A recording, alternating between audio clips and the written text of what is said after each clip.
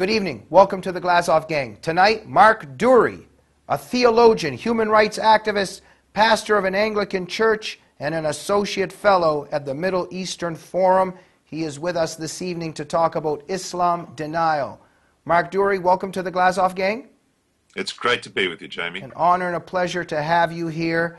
And I really value and cherish a scholar and expert like you being on my show, and want to talk to you tonight about a few very grave things happening. So let us begin right off the bat. Boko Haram, this terrorist group that's kidnapped these 276 schoolgirls in Nigeria.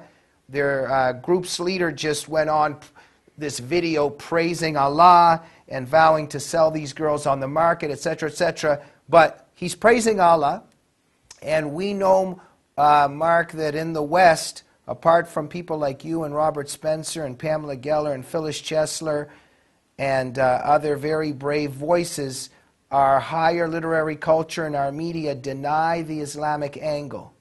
And where you come in is stressing that as long as we're going to do this, we are damaging our cause and actually leading to more kidnappings like that. Can you tell us a little bit about that? That's exactly right. Some time ago, Bill Clinton said, the real problem in Nigeria is poverty. But poverty doesn't cause people to kidnap 200 girls and sell them on the slave market and brag that they're doing it because Allah has given them, that they can sell human beings. It's that blindness, the refusal to engage with the ideology of the radical Islamic groups, is a peculiar blindness of Western, often left-leaning intellectuals. There's a denial of the role of religion in society in general, and particularly the power and force of Islamic ideology. I sometimes think of someone with a blindfold on in a room surrounded by people trying to bash them up, and they're determined not to take that blindfold off. They'd rather be beaten to death than actually take that blindfold off. So that's certainly an epidemic in the West at the moment. Absolutely. Tell us a little bit about, for instance, there are people right away, and exactly that blindfold. This is what I've dedicated my life to studying, this need to wear that blindfold. So that blindfold as a metaphor includes this, that's happening right now to the schoolgirls in Nigeria, kidnapped by an Islamic terrorist group motivated and inspired by Islamic theology. But when I say things like this and you say things like this, right away we get this. Oh, but there's a very nice family that lives down the street from me. They're Muslims. They're really nice people. Don't forget, Timothy McVeigh was really bad too, and the Crusades were so bad. And, that's just the extremists. And there's just this, there's just these mantras. They're just trying to keep that blindfold on because they do not want to accept the Islamic role in this. That's true. So what I want to get to first is tell us a little bit about the Islamic role and how it inspires and sanctions Boko Haram to kidnap these girls. What's the Islamic theology there? Well, there's a divide between Muslims and non-Muslims, and Islam gives permission, based soundly on the example of Muhammad, Islam gives permission for Muslims to attack non-Muslims and to enslave them, to sell them. Their blood is halal, is the expression that's used in Islam. That is, it's permitted, it's not a crime to attack a non-Muslim, except for those that have surrendered and live as dhimmis under the Islamic State, who are not supposed to be killed. But those that aren't, those that are in a state of rebellion against Islam, they are permissible to be taken. And Islam permits the selling of human beings, and in Islamic law, a man can have 5, wives married, perhaps in the normal Islamic way, but there's no limit on the number of women that he can have as slaves. And you need to remember that the harems, which so fascinated Europeans, they were full of captives of war. The way in which those women were sourced was primarily through jihad, and this has always been the case throughout the history of Islam. And the Quran speaks about men having permission to have sex with captive women. Muhammad had female captives. He took them himself. And that Boko Haram leader is really speaking out of a deep religious conviction that if Muhammad did it and said it was permitted, then he should do that as well. He's just doing exactly what Muhammad said was righteous. Absolutely, Mark. And the thing is that instinctively, again, those voices that are, suffocating our society, the left's instinctive response, again, after everything that you've just said, oh, but not all Muslims do that. There are many good Muslims. Yes, we're not speaking about all Muslims. There are many quote-unquote good Muslims that do not engage in this behavior. The fact is that we're speaking about Islamic theology and ideology. Yes. And it's because those Muslims the good Muslims are not following and are removed from Islamic ideology. But they're not following it. The Muslims that are not practicing jihad are considered bad Muslims by Islam. Oh, they are certainly by the Boko Haram people. Uh-huh. I have a friend an Australian who became a radical Salafi Muslim, went to Egypt and married a couple of wives. He later realized it was wrong and he left Islam. But he said, when I was a Salafi Muslim, he said, we used to put a lot of effort into getting people to do things that were basically against their conscience. So a lot of the things that Islam teaches, like having sex with young girls or enslaving women, are contrary to, you might say, fundamental human conscience that says we should treat other people as we'd like to be treated ourselves. But Islam, in a sense, destroys human consciences. And it's very hard for Western liberal intellectuals to understand that such a religious system could exist, that it could be a dominant, a major force in the world. And so they indulge in these incredibly illogical justifications about Islam. One of the problems, Jamie, is that we're theologically illiterate. As a society, we've lost the capacity to critique religion. We don't know how it works. There's a view in Marxism that religion's basically an epiphenomenon. It's irrelevant. It's the cry of the suffering masses. So it's not actually a cause. It's all about money or inequality, power, and so on. So we've bought into a whole series of lies about the power of faith to shape and influence people. And so these things create a perfect storm of kind of civilizational stupidity for us. And it's a suicidal one, actually. It's what's happened with those hundreds of schoolgirls, it's already happened to hundreds of Coptic girls in Egypt, and it's happening to thousands of girls on the streets of the UK, that they're being abused by people who feel they have the right to do that. And we've been silent all this time. I hope that an event like that will help some people to wake up.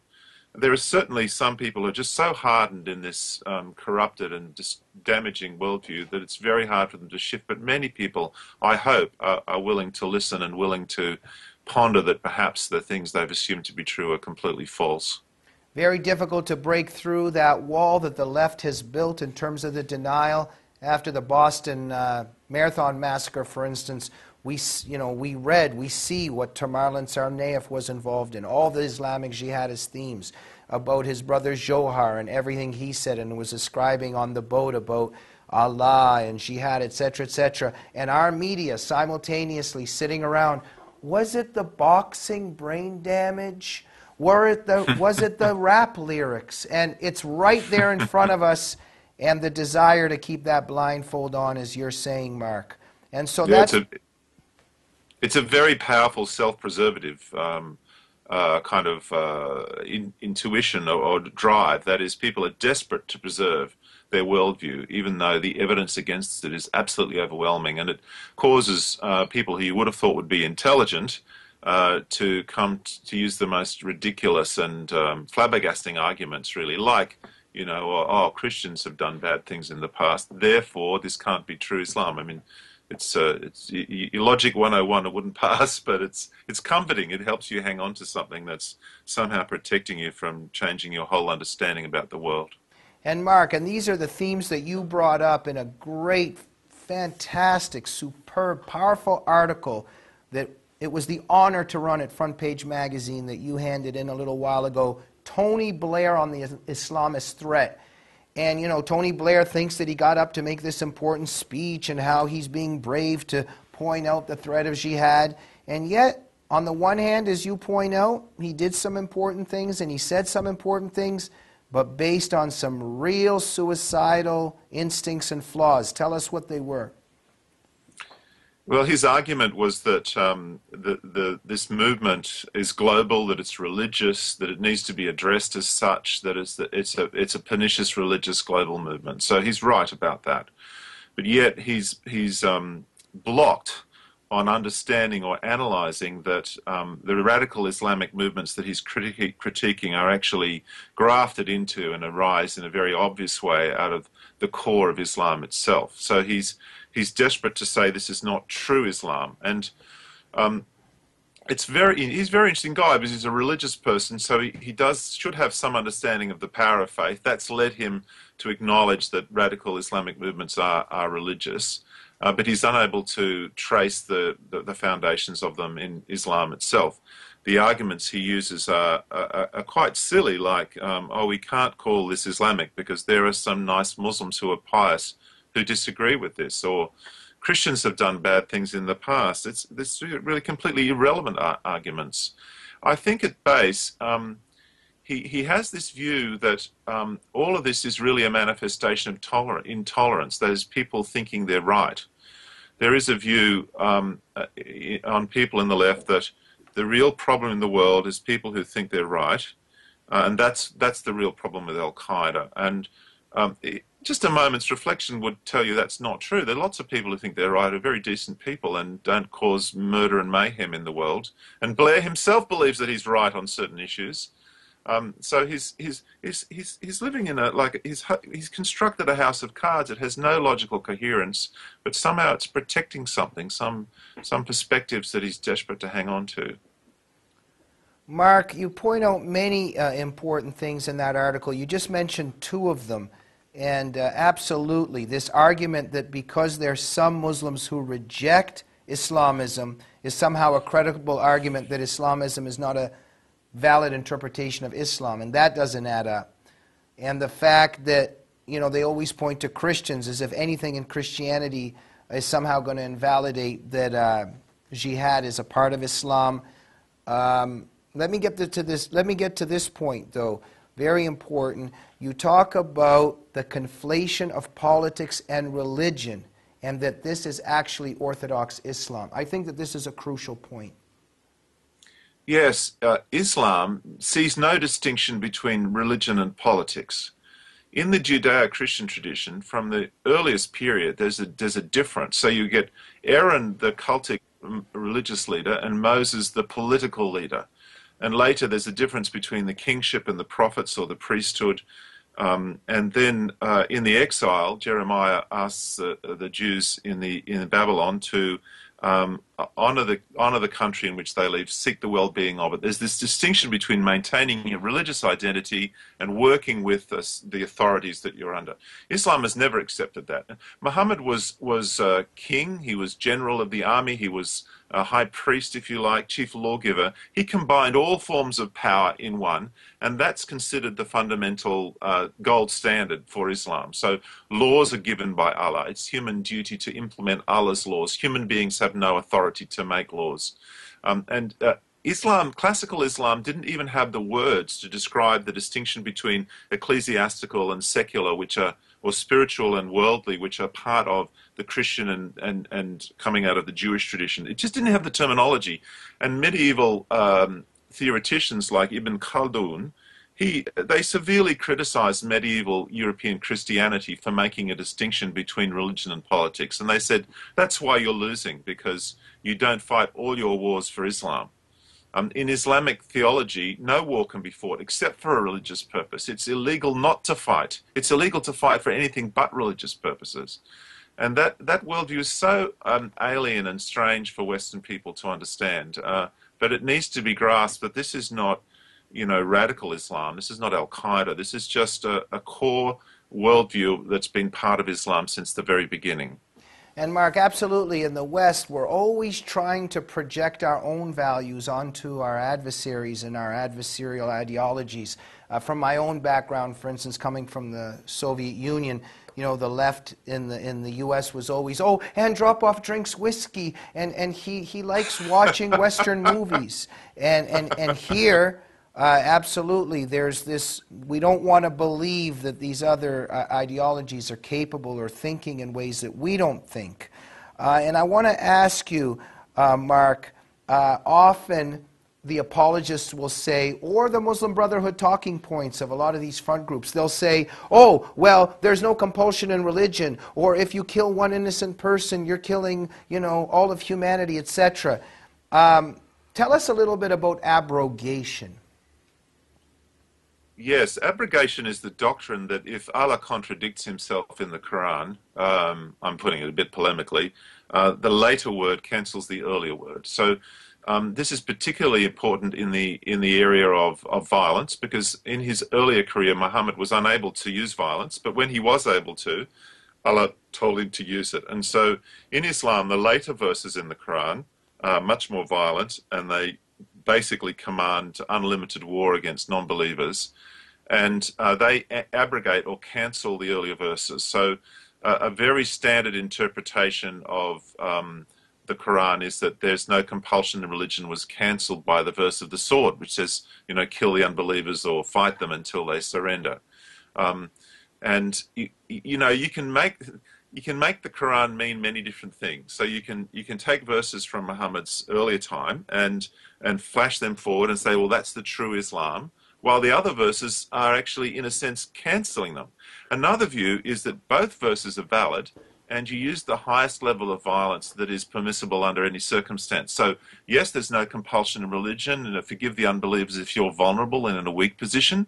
But if you're in a powerful position and you have the arms and the force, then the later verses take over. And so you can get a community which can allow themselves to be peaceful, and then if their circumstances change, can suddenly become violent. Their theology hasn't changed, but the triggers have shifted. We have a lot of trouble with that. Thank you, Mark. We're running out of time. Very briefly, tell us about taqiyya. Taqiyya is the doctrine supported in the Quran that when Muslims are in a minority position, they can cover, which is what the word means, or conceal their hatred towards non-Muslims. So one commentator says we hate them in our hearts, we curse them in our hearts while we're smiling at them.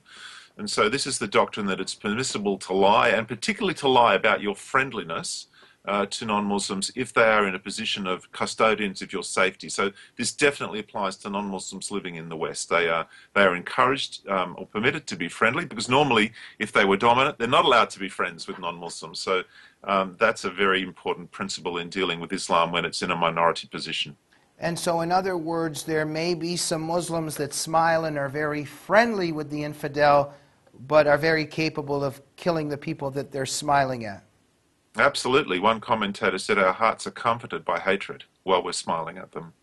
And so your smiling taxi driver, if you asked him, he might say, yeah, if we're in power, we will kill you. And if he was willing to break the mask, so yes, you can have that. For us, it seems incredibly inconsistent, but actually it's not inconsistent if you have a Quranic worldview. It's very principled. Before we go, Mark Durie, we know that our media and so many of our citizens in the West are wearing the blindfold that you refer to. Why is Mark Durie not wearing the blindfold? Why aren't you out dedicating your life to maybe playing golf or just involved in the music industry? What brought you to this? What makes you the brave and heroic dissident and truth teller? Oh, that's a long story. But I really believe that religion is a powerful force. I'm a Christian pastor. And I also believe in being true to the sources, telling the truth. I believe that speaking the truth is a source of freedom, and it shouldn't be a source of fear. So I believe that you can both love and be truthful at the same time. You can be gracious to your fellow human being and respect them and respect their dignity, while at the same time speak the truth about their ideas. And I think it's been a passion all my life, really, a passion for freedom. And one of the principles of freedom is that you're willing to call a spade a spade. The full story of how I came to that, I spent time living in Indonesia amongst Muslim people doing research for my PhD. It was a fantastic experience. I loved my time there, but I was aware that people that I lived with had killed non-Muslims in earlier times where there'd been massacres. And that was itself a very interesting experience, living with and being friends with people who had done terrible things. And so that experience stayed with me too.